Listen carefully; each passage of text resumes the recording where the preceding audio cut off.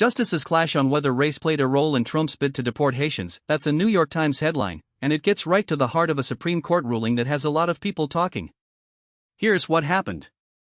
The Supreme Court, in a 6-3 decision along ideological lines, ruled that President Trump could move forward with deporting roughly 350,000 Haitians by ending their temporary protected status, a program Congress created back in 1990 to let people from countries torn apart by war, natural disasters, or other crises live and work legally in the United States.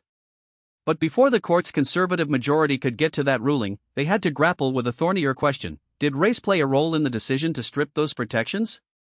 Under the Constitution's Equal Protection Clause, if racial discrimination is even a motivating factor in a government decision, that decision can be struck down. So the majority, led by Justice Samuel Alito, had to look at what President Trump has actually said about Haiti and Haitians and then decide what it means.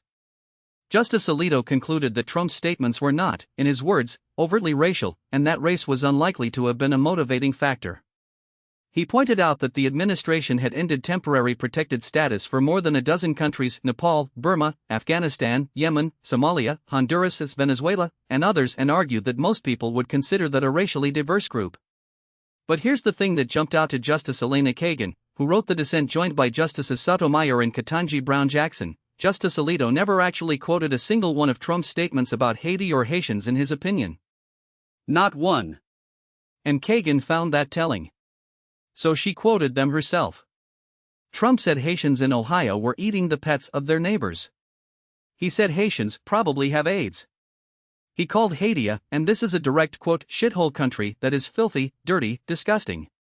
He said Haitian immigration is like a death wish for our country and that Haitians are poisoning the blood of the nation. Kagan argued those statements fairly shout racial animus, that the references to filth, disease, and primitiveness are, in her words, shot through with racial stereotypes and tropes. She also noted that Trump once asked, "Why can't we have some people from Norway, Sweden?" And then she wrote plainly, "Haitians are black. Norwegians and Swedes not so much." The majority's response was essentially that a person can oppose immigration, or describe difficult conditions in a country, without that opposition being rooted in race.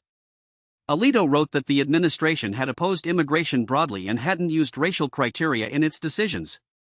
He even included language acknowledging Haiti's hardships with sympathy, writing that poverty and deprivation are no reflection on character and noting the many contributions Haitians have made to the United States throughout history. This isn't the first time the court has had to weigh Trump's rhetoric against his official actions.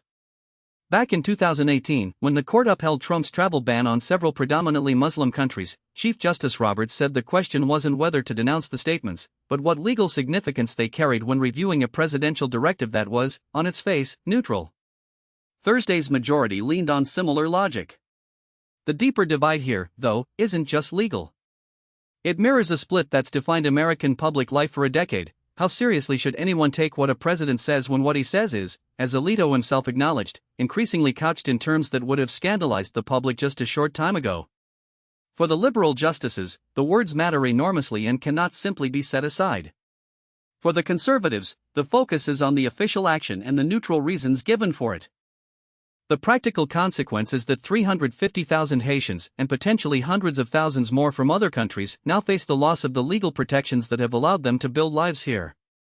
This is a story about immigration law and constitutional doctrine, but it's also a story about how the highest court in the land reads the president, and what it chooses to see or not see in the words he uses. I'm glad you're listening, and we'll see you next time.